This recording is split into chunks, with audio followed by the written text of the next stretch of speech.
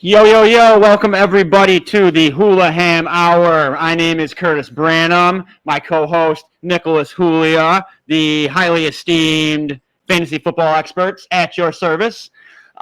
We decided to start this for a few reasons. One, I'm bored as shit sometimes. And two, I've been wanting to do this for years. I want to be able to give everybody a fantasy cast update once a week with this. I also want to be able to talk sports. And what better way to do it than with your boys?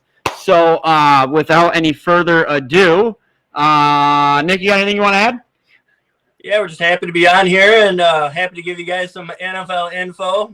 Listen to a lot of assholes. Hope we're not one of them. Yeah, maybe we want to be, though. Who knows? Okay, so starting off,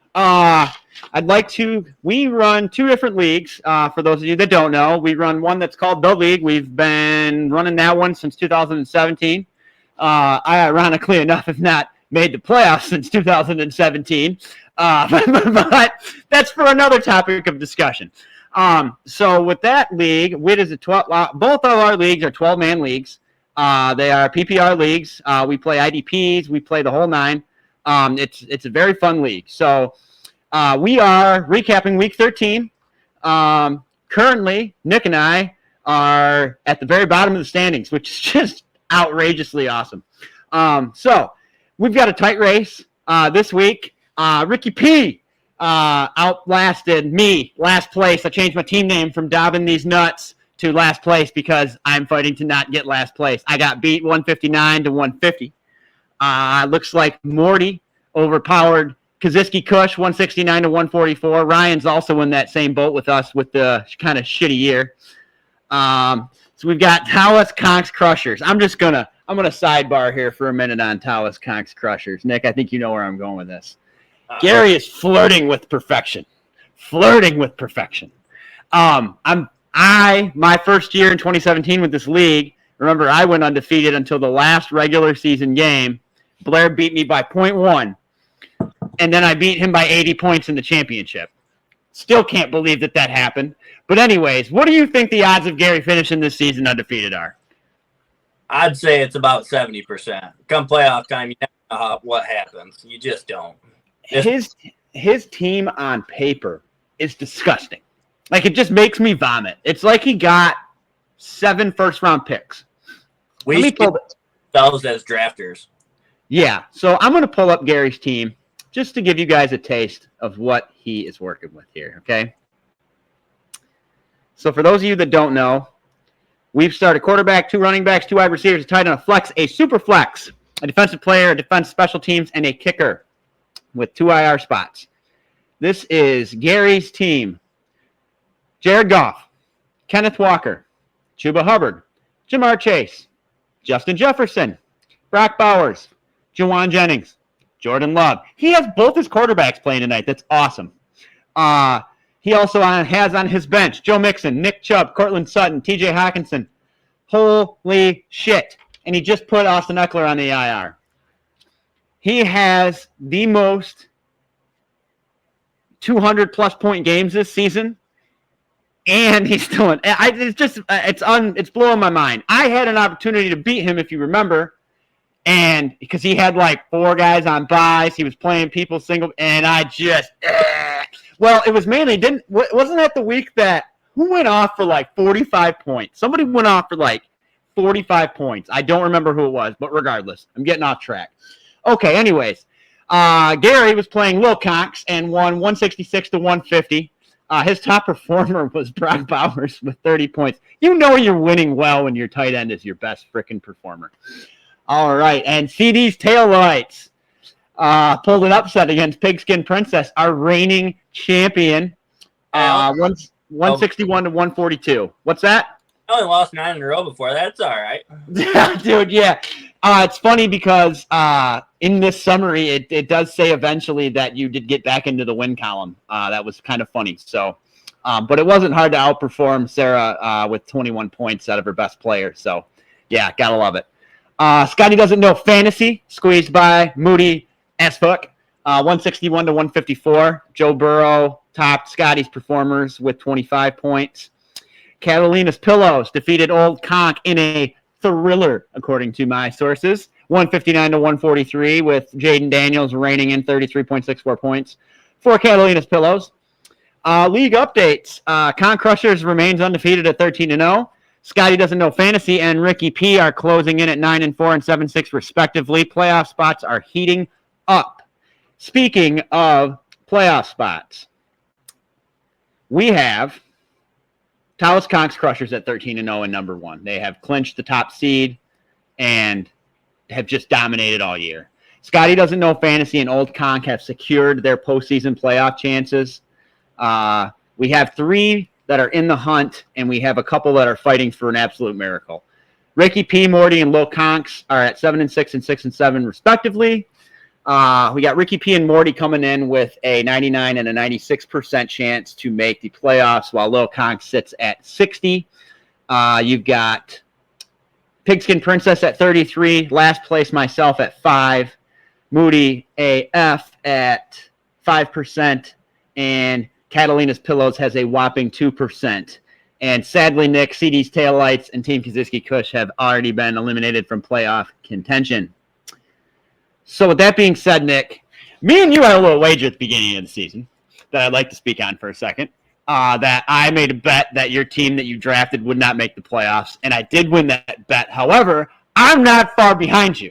So with that being said, I might be able to gauge that, but in the same breath, my team sucked fat sack of dicks too. So, this season's been really strange. You'll see that we're both the reverse in our other league that we run here just shortly. So anyways, really quick to wrap up this league. We've got a Week 14 preview. This is a couple days old, so if you've updated your lineup since, these numbers might not be right on the money. Okay, so this is the last week of the regular season. It's a very big week. Scotty Doesn't Know is playing myself. He's already solidified his playoff spot. He's got Joe Burrow projected to get 25 points. He's projected to beat me 159 to 138. Old Conk is playing Pigskin Princess. Again, Old Conk had not set his lineup, so his projection's wrong, but Sarah's projected for $134. Morty and Lil Conks are duking it out for the battle of 7-6 and 6-7s, with a projection of 136 for Morty and 159 for Lil Conks. Catalina Pillows and Team Kaziski Kush are in a close race, 144 to 134. Moody as Fuck and Ricky P got a 151-142 projection battle, and Taos Conks Crushers is doing what his team name says and projecting to absolutely just demolish CD's Taillights. Which, by the way, I have to say, naming a team after one of your players, okay? You'll see in the next league, my team name is Hilling in the name of. I've not started Tyreek Hill in almost half these games this year because of the lineup that I have created. So anyways, any comments on the league's standings so far, Nick? Pretty brutal so far. It's been a pretty good show in our league. Yeah, I just, it's been rough. But I will say, I'd like to make a shout out to the dear Stephanie Conklin. You are a sweetheart. You put me in my place in the best, nicest way possible to show I was a Grinch. I thank you for that. You are correct. This isn't all about winning. At the end of the day, even though that is what we all want to do, Stephanie, thank you. I really appreciate you. Okay, moving forward, our other league, the name of it is Blood, Sweat, and Beers. It's another 12-man league ran the same exact way the other one is ran. And let's start from the top. So we have Game of the Week was myself, Hilling in the name of, edging past Rick and Morty with a score of 197 to 172. I had Jaden Daniels going off for 33, Joe Mixon for 21. Holy cow, what a day. Biggest upset, Bed Bath & Bijan. All right, let's just stop right there. Bed Bath & Bijan. First year doing fantasy, my beautiful wife. She has no idea what she's doing. Nick and I help her draft the squad. She loses, the first 5 games? By, minutes. Oh, you're muted again. I'm muted? Oh, nope, you're good. Okay. Anyways, she lost, the first 5 games. She's pissed. She's like, why'd I do this? And now she's 6-7, fighting for that last playoff spot. So, again, these stats might be a little outdated. Not this one, but she ended up beating you, Nick, 202 to 146. She took high score for the week. She beat me out by 5 points, my own wife. I must be a really good teacher. Anyway, statement win. Well, Jordan, Tucker's Purdy Brown, okay? Great team name. But, dude, Jordan, set your lineup. I don't care if you've made the playoffs already, bud. You got $20 every week out there. Blowout alert. MGM Superstars absolutely took kicking bass and making love to the cleaners because Jared doesn't know how to set a lineup, but I'll touch on that in another segment. Close call. Nameless Gabe, you sexy bitch, you pulled out a tight one over John, 161 to 143. I know John was stewing in his shit on that one. The tough luck game was dang, Sawyer, he's just got the short end of the stick this year. Super Jamario Brothers outpaced Smoking Doobs and Kicking Butker with a score of 147 to 132. Yeah, it was a fun week, but man, I was happy to pull out the victory this week. Okay, so as I was saying, Nick and I, bottom of the basement in one league, coming back in our other league. I am at the top, hilling in the name of 11-2. I have clinched playoffs. Tucker's Purdy Brown at 10-3. He's clinched the playoffs. Strokes the Stroud. Mr. Hula himself has clinched the playoffs at 10-3. Lion Pride, Mr. Kenny Evans. Salute to service for you. 8-5, clinched the playoffs. Allen, Super Jamario Brothers, 8-5. You have clinched. We have one playoff spot left, and we got 3 people potentially that could get that spot. And it is such a tight race, it's making me sick. Not really, but. So we got Killing Fields. John's got a 45% chance to make the playoffs. Bed Bath and Bijan's at 6-7 with a 44% chance to make the playoffs. And MGM Superstars. Mike, best postmaster in the world, 11% to make the playoffs. And the long shots eliminated. We've got Kicking Bass, Making Love, Smoking Doobs, Kicking Butker, Nameless. They are eliminated. Rick and Morty does have a 1% chance to make the playoffs. The amount of time that I would have to explain what would have to happen for Ian to make the playoffs, I don't have that much time. So, with that being said, we're going to go right into the preview for Week 14, and which is me and you, Nick, going at it, bud. I know you got a lot of buys this week. You want to touch on that? Yeah, I don't mind it in the final week. I got the playoffs clinched, a little bit of seeding. Yeah, so be it. Yeah, I like when we called Jordan out a couple weeks ago for not setting his lineup, right? We're like, hey, dude, what the hell? Did Jared pay you a couple bucks, or did you pay Jared a couple bucks? And then we find out that's not the case. Jordan just stopped setting his lineup when he made the playoffs, which I think is kind of a bad move personally, but hey, to each their own. So we got a good matchup. It'll be good. Battle for momentum. Tucker's Purdy Brown's facing Rick and Morty. If Tucker's pulls it out, he's, gonna just end Rick and Morty's season. Lion Pride and MGM Superstars are battling it out. Got a 125-131 projection. Bad Bath and Bijan is playing Nameless. She's got the easiest matchup. I know John definitely called me out about this, and I apologize, but we have ran the same schedule a couple years in a row. Scott brought it to me attention in the one league. John brought it to my attention in this league. We will be randomizing that schedule next year so that it just seems like everyone's either playing the best 3 teams twice or the worst 3 teams twice. I don't know how that worked out, but that's how it went. And then we got, holy shit, we got the Pooper Bowl already. Yeah, Kicking Bass and Making Love and Smoking Doobs and Kicking Bucker. I just like saying those 2 names fucking so much. That's so cool. And then we got the Killing Fields versus Super Jamario Brothers. That is definitely going to be a really good game. It is very close. It's 140-133 currently. So game of the week, I definitely think is that one for sure. It's close. It's got playoff implications. This just wraps up into this. I freaking love fantasy football as much as I might bitch about it. It's one of my favorite things to do. On the flip side, being able to watch the Lions do what they've been doing this year. 1, it's incredible. But 2, I've not felt this emotion before, and I'm still not really wrapped my hands around how to handle it. Nick, how would you describe the Lions season so far this year? I'm real excited. I'm trying not to get too overjoyed with all the defense right now.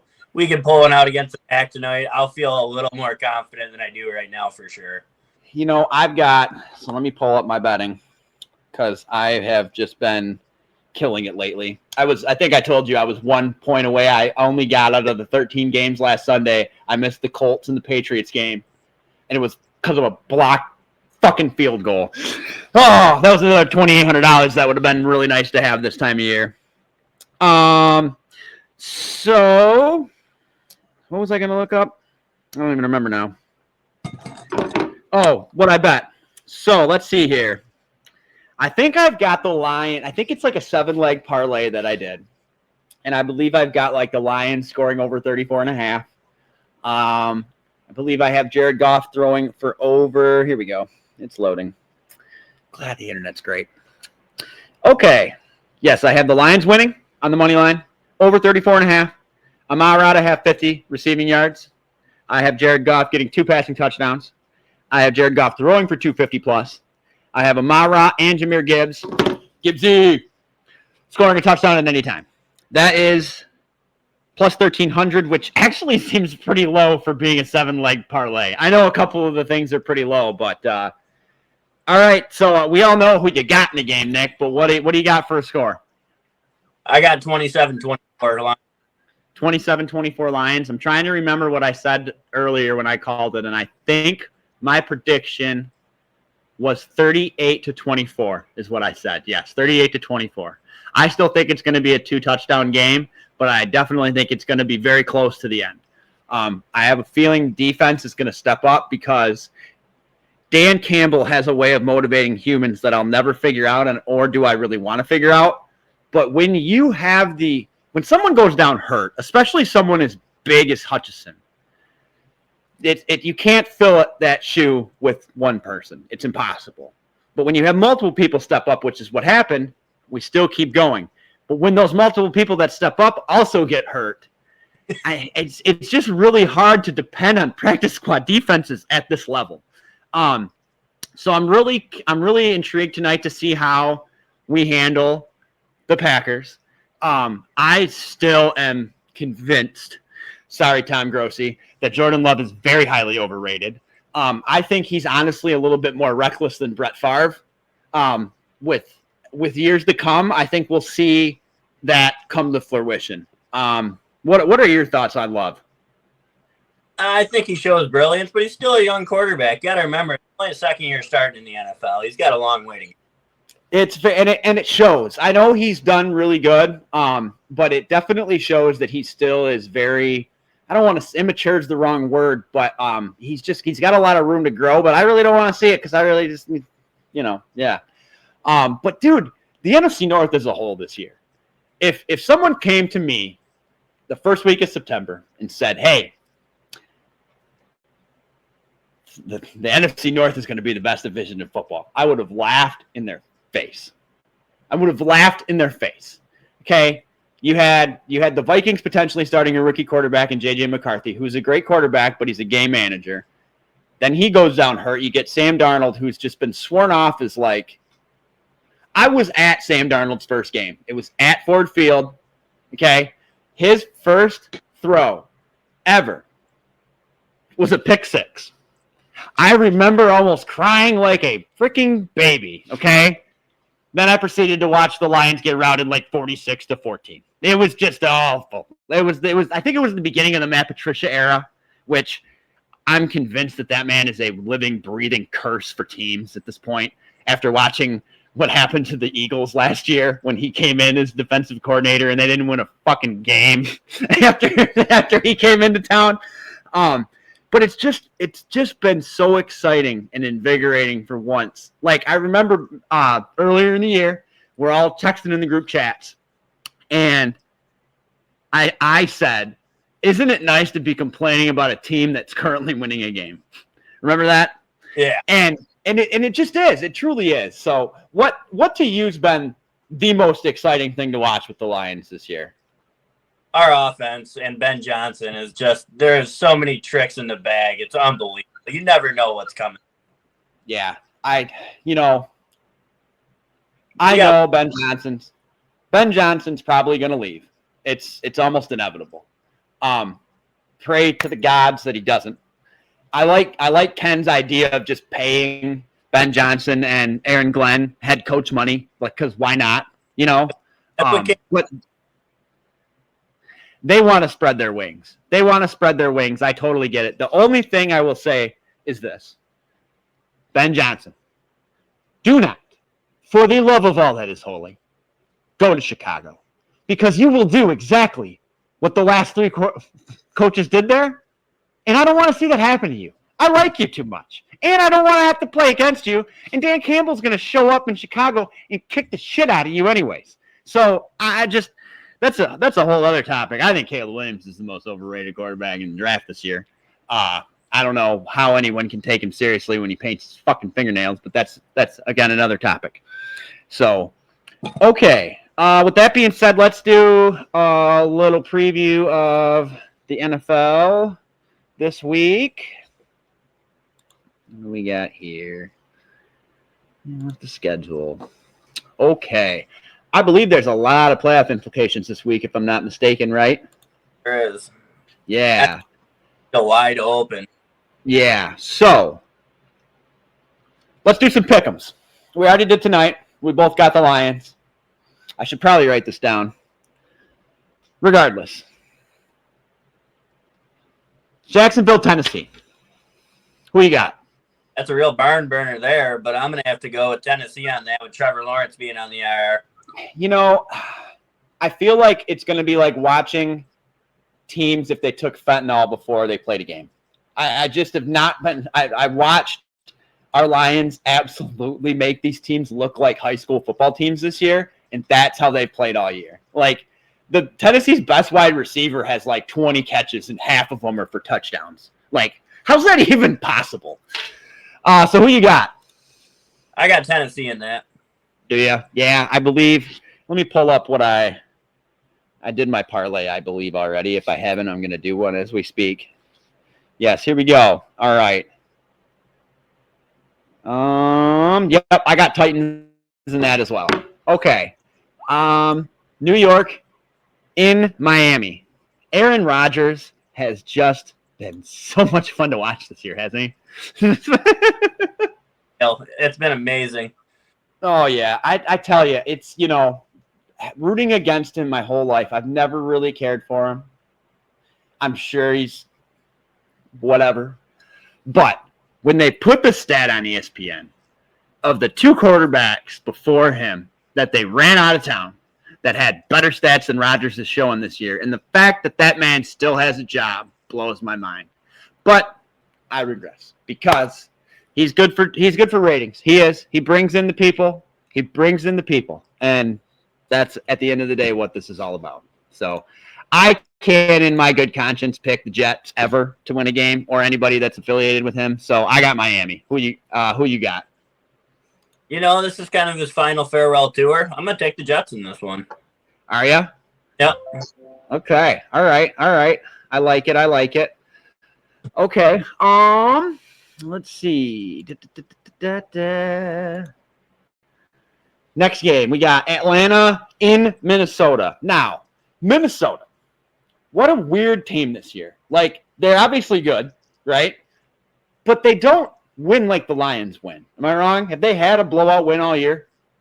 I think the first couple of games were pretty lopsided. Other than that, not really. They started off kind of like the Saints, where it was like, what is going on? And now it's just not even close to that. So, but Atlanta, this is like a revenge game a little bit for Kirky. I don't think Minnesota kicked him out, but they didn't really want him back. So, I don't know. To be honest, Atlanta's just played like crap so bad, and to have to go into Minnesota and play there just doesn't seem plausible for them. So I gotta take the Vikings, sadly, as much as I hate to take them. But yeah, who you got? Yeah, I got to go with Minnesota on that. Cousins had a really bad 3-game skid. Kind of hard to root for him right now. Put Michael. Yeah, the only thing I'll say is he might be a little familiar with playing at what the hell is the name of the stadium there in Minnesota? I'm drawing a blank, but regardless, it's about the only up that he's got going into this game. So yeah, all right. Another freaking pooper bowl, man. Holy shit. I will say, since New Orleans got rid of their coach, that they're interim, clogging toilets, seems to be doing his thing, man. And to be honest, I think New York might be the most lost franchise in the NFL currently. So with that being said, I don't care if it's in New York. I'm definitely taking the Saints in this one. Yeah, I don't care if the Saints played with 10 people. I'd still pick the Saints. Oh, goddamn, that is great. All right. Oh, man. This is going to be a really good game. We got the Carolina Panthers going into Philly. Now, granted, I wrote off Bryce Young before the season even started. So what happened to him earlier in the season? I completely thought, I was like, oh, my God, this doesn't shock me one bit. But for him to come back and be playing at the level that he has been the last couple of games, what are your thoughts on him going forward? Dude, they competed with the Chiefs. They've been 1-score games the last 3 weeks. He's actually hit his targets. He looks a lot better. He does. He does. He looks like, he almost seems like he was a product of somebody telling, like kind of like the whole Tua situation, how he was saying how Brian Flores was just telling him he sucked all the time. It almost was like that was happening to him. And it was almost kind of like the Anthony Richardson benching. I think it was the best thing they could have did for him, but he needs a lot of help. He needs like a Kevin O'Connell or somebody that can quarterback whisper him into. He also needs to grow about 4 inches, but that's another subject. So, but yeah, I got Philly all day in that game. Philadelphia scares the shit out of me, to be honest. Right now, they are a very, very. I can't give any credit to Nick Sirianni personally. I think this is all Saquon because that man is not human. I'm convinced he is a robot. It's just unbelievable. I think it's probably harder to do his freaking reverse, whatever the hell you call it, in Madden than it was to do it in real life, I'm hearing. Yeah. All right. Next, we got Cleveland going into Pittsburgh. Now, when these two played last, Cleveland obviously got the long end of the stick there, which Jameis Winston, picks aside, is playing out of his mind. I don't know. You know, if you take away those 2 interceptions, the 2 pick sixes, dude almost threw for 500 yards. I don't know. I always thought Jameis Winston always kept getting the short end of the stick everywhere that he went. But yeah, it's unbelievable what he's doing. I think Cleveland, if they can morph him just a little bit, I think he's going to stay in Cleveland for the long haul till he retires. But he's done what Deshaun Watson couldn't. Am I wrong? No, but here I feel a little differently about Jameis. You're getting exactly what you thought with Jameis Winston. 30 touchdowns, 30 interceptions. He's going to throw 400 yards. You're getting exactly what you knew you were. It's very true. It's very true. Yes. What year was it? 30 and 30, or did he go 40 and 40 one year? I think 30 and 30. 30 and 30. Okay. I have to stat check that. So, okay. So I to be honest, all things aside, Russell Wilson, say what you want about the man. He's playing out of his mind. I think it's in Pittsburgh. It's so hard to win in Pittsburgh, especially in the wintertime. I got Pitt all day. Yeah, I do too. That's a no-brainer, especially after Cleveland beating them in the snow like that and then talking shit. Right, yeah, hell yeah. All right, next matchup on the docket here, I've got Las Vegas going into Tampa. Now, I would say under the radar, Baker Mayfield has played probably his best season this year. He's gotten all these. I mean, he's had Mike Evans out. He's had Chris Godwin out. He's had Bucky Irving has been like the best thing to happen to their run game in freaking years. But he's still been overcoming all of this and staying competitive. And people forget this. It's the Lions' only loss all year. And guess what? I'm pretty confident that it's Kansas City's only loss this year too. But I'd have to stat check that. I got Tampa Bay all day. Las Vegas looks like shit. They look like Mark Davis's haircut. Remember, KC beat him in overtime. That's right. Okay. Well, either way, I think Buffalo. the Bucks beat the Lions and somebody else. Maybe I don't know. Anyways, I got to get more. What's that? Philadelphia, I do believe. Maybe that's who it was. Yes. Yeah, that makes more sense. Yes. Okay. So, yeah. So I got Tampa all day in that game. Vegas just is not. To be honest, the best thing Vegas could have did this year was go and get Daniel Jones, and that sentence alone tells you their season in a nutshell. So, okay. Next game, I got Seattle and Arizona. Last time that they played, wasn't it like low scoring? Yeah, but I think this is going to be about Seattle in this matchup. You got Seattle? I do. See, it's in Arizona. It's indoors. Kyler Murray's been playing pretty good this year. He's probably been my better quarterback on one of my fantasy leagues. I will say I'm really liking the chemistry that him and Marvin Harrison Jr. are creating. I think that's going to be something that Arizona has not seen since Fitzgerald's been in there, and that's been a long time. So I'm really happy for Cardinal fans. Definitely very happy for Cardinal fans. I got Arizona in this game. And the main reason being, Geno Smith has not utilized his best 2 targets all year long in Tyler Lockett and DK Metcalf. And I know one of them is DK Metcalf not being utilized because I happen to have him in 2 of my friggin' leagues, and he's been worthless this year. Smith and Jigma, right? Smith, I'm sure I'm saying that a little bit incorrectly. He's just come out of nowhere. But when you have 2 guys in Tyler Lockett and DK Metcalf that do what they do, it does free up for someone else to take the majority of the catches because Seattle's still chucking the ball 30, 40 times a game or more. I mean, so who you got? For me, I like. Oh, you said Seattle already. Yeah. Okay. All right. Next game. This could be a sneaky game, a sneaky, really good game. We got Buffalo going in to play the LA Rams. Matt Stafford's not had the greatest year, but again, he was without Puka Nacua for like half the season, and then he comes back, and Puka starts throwing punches like a moron. I will say, Puka wins best hair in the NFL this year, hands down. It's like giving Troy Polamalu a run for his money. Buffalo's been playing very well. I can't take that from them. However, I'm on upset alert in this one. And the reason I say that is this. This is the best time of year that Matt Stafford plays football. And it doesn't matter who he has to throw to him. The guy finds a way to win. He might be down by 4 scores going into half, but he finds a way to win. I'm taking the Rams in this one. I am.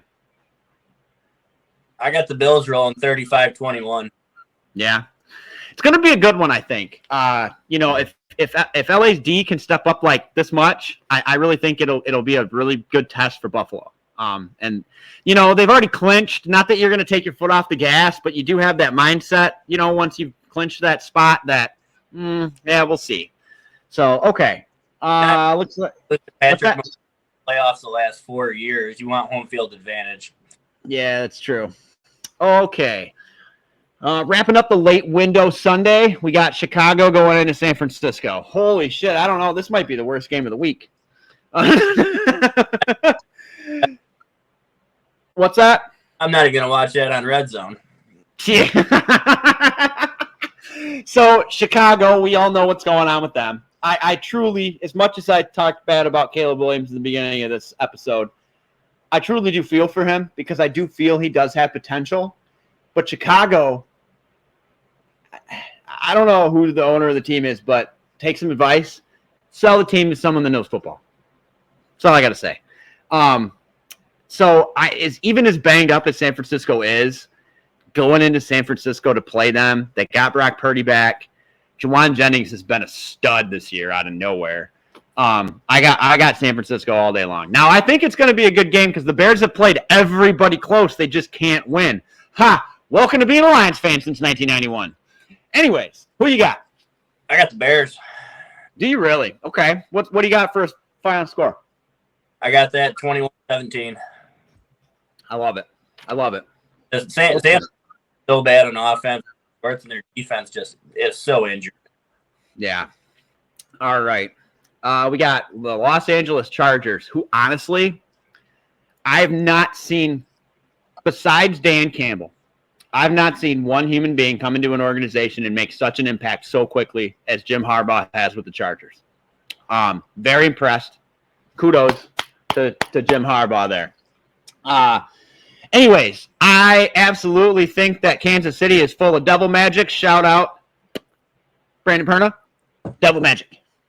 I got LA all day in this. I'm gonna take them like 35 to like 13. I really just don't see Kansas City coming out and I don't know. I know Kansas City's at home and they got the refs on their side and all this, but I just think Jim Harbaugh has that Chargers team playing so well right now. I just don't see them not winning. So Who you got? Sunday night in the cold at Arrowhead. I'm rolling on that. Yeah, it's probably a good pick, but I just can't in my good conscience pick them. So, all right. And then, to be honest with you, this game was going to be flexed to not be on Monday night.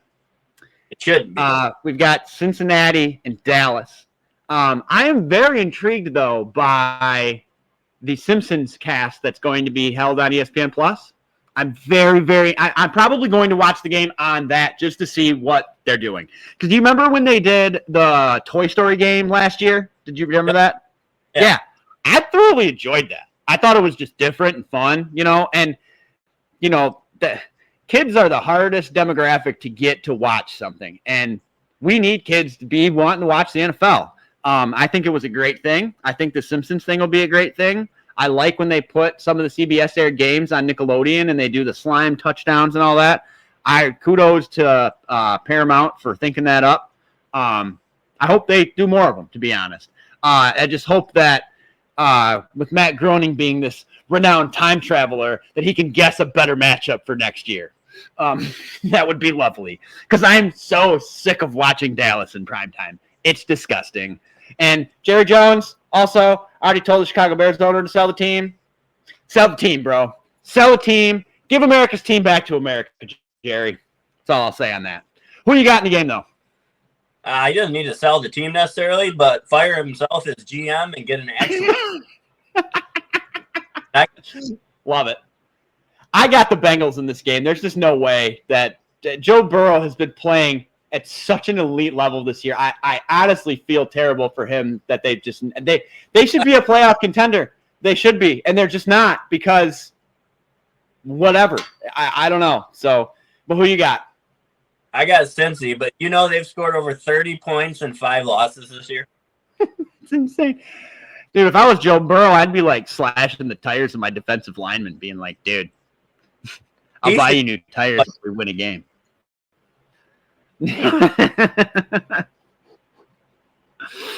Oh, man. Okay. So we got Denver, Indianapolis, New England, Washington, Baltimore, and Houston on a bye. Hey, NFL, maybe the week that we had in the middle of the season this year, that we didn't have any byes, we give 3 of these teams a bye so that the week before my fantasy football playoffs start, I don't have 3/4 of my team not playing for next season. Okay. This has been great. I've enjoyed this thoroughly. We are now running up to 40 minutes already. I'm loving it. This has been really fun, Nick. Thanks again for getting in on this. We're going to be having YouTube. We got a Twitter at Hulaham Hour. Our YouTube is at Hulaham Hour. Like, subscribe, comment, whatever.